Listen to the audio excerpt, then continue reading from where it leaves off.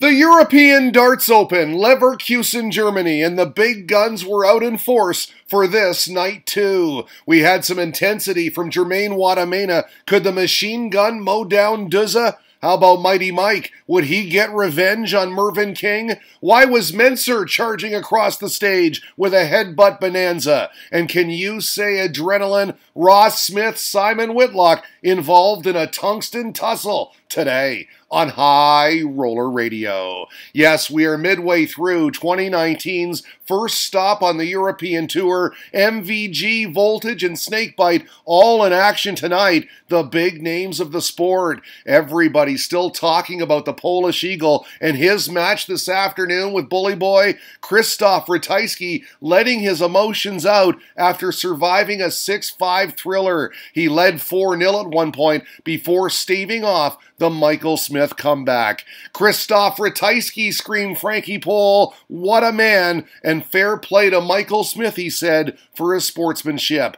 What a match and class from Michael Smith. The tweet from @Darts801 sets up a very interesting contest tomorrow too. What is it with Ratajski drawing price? Asked Ben on Sport. He seems to be getting him every tournament. Not just a great lineup for the evening session, noted at the Red Bit 180. It's likewise full of intriguing matchups. And there you see the lineup. 8 tilts, a Saturday night special. Okay, full disclosure, I missed the first match, and from what I understand, I missed a dandy. Dimitri Vandenberg and Adrian Lewis, apparently some tension on stage. At Live Darts suggesting the Dreammaker gestured for Lewis to be quiet. More clarification here from Andrew Dugan. Dimitri hit 2 treble 20s, he said, turned around to Adrian to keep him quiet, as if Adrian was saying something to him. In the end, Dimitri was dancing, wins it 6-3. Team Jackpot letting us know that 80 played well, real well, a 102 average,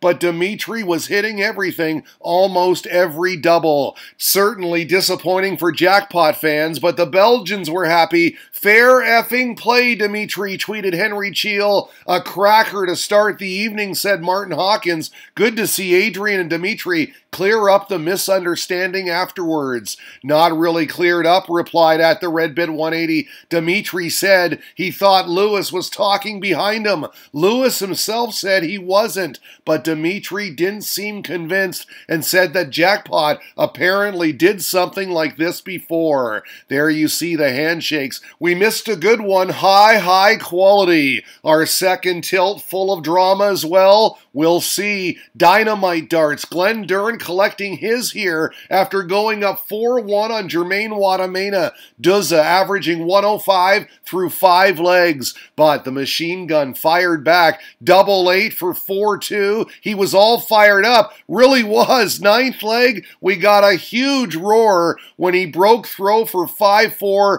That was heard throughout the arena. He then leveled things at 5 to force a deciding leg where he got down first. And yes, he nailed double 10 and from 5-3 down fights back to mow down Duzza. He then raised the roof in celebration. Pure joy and excitement. I will enjoy this, he said. I don't care who I play tomorrow. I will first take a drink, then take a rest. Absolute heartbreak for Duzza, tweeted Tom Beresford. 3 missed darts at 18. The reply from Aki Balboa. Didn't really have a sniff after that. Yes, Dern had chances. Really should have won that one. Could this Dutchman duplicate what the previous one just accomplished? A berth in the last 16? Well, not if Joe Cullen had anything to say about it. Thumbs up for his fans, then a handshake for his opponent. And as this scoreline would suggest, no, Van de Voort would not follow his countryman Wadamena into round 2.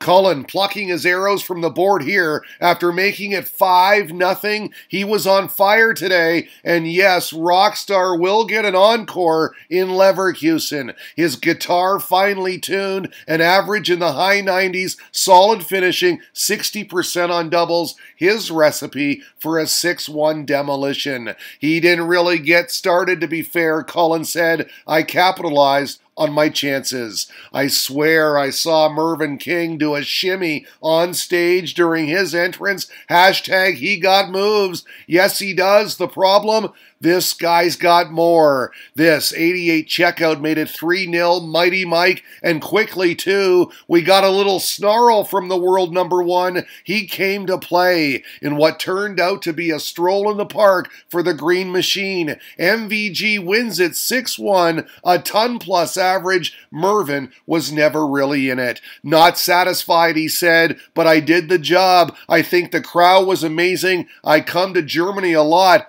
I like it more and more. You gotta like the walk-on music for Steve Beaton, the Bee Gees, baby. Waves to the crowd. He was in a face-off tonight with the silky smooth stylings of Rob Cross, who's been posting ton-plus averages for fun lately. Guess what? Another one today. Already 3-0. Voltage turned up the electricity even more here. The 130 checkout on Bullseye, a scorching start. 5 180s through the first 5 legs. The bronze Adonis can play as well. He avoided the whitewash first, then took out 78 for 4-2. He was back in it. But after firing in a 128 setup shot to leave 36, Cross would collect his thoughts and then finish it off on double 9 for 5-2. He'd hold out from there, 6-3 the final. It went well, he said. I'm scoring well, I'm finishing well. I'm playing well at the moment.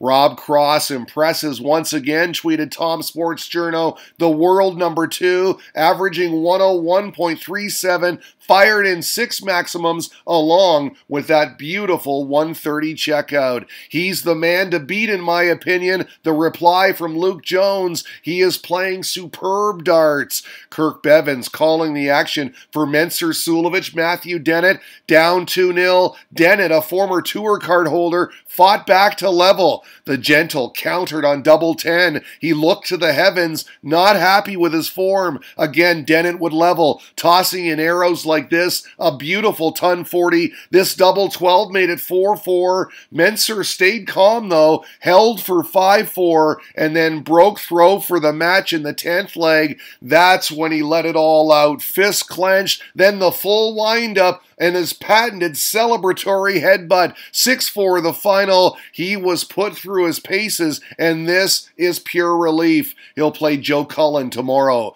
Quality performance from Menzer, said the Irish darts fan, who's tipping him to go all the way this weekend. Ross Smith pumped up for his clash with Simon Whitlock. Bright lights and an Aussie glow for the Wizard on his entrance, and first blood right out of the gate to Smith. Double 10 for the break and the snarl, which seemingly blurred the live stream temporarily. We then got the scream after he made it 2-0. At 3-1, a close-up of the Whitlock points, all pointed the same way, a 180. He actually had 2 in the leg. He then gave it some himself after hitting double 16. He then nailed double 8 for level peggings, 3-3 now, the Aussie turning it up. He made it 3 on the spin, then 4, but Smith would hold and then break the Whitlock throw before giving it some on his way back to the Aki. Whitlock counterpunched in the 10th leg after Smith missed 2 match darts.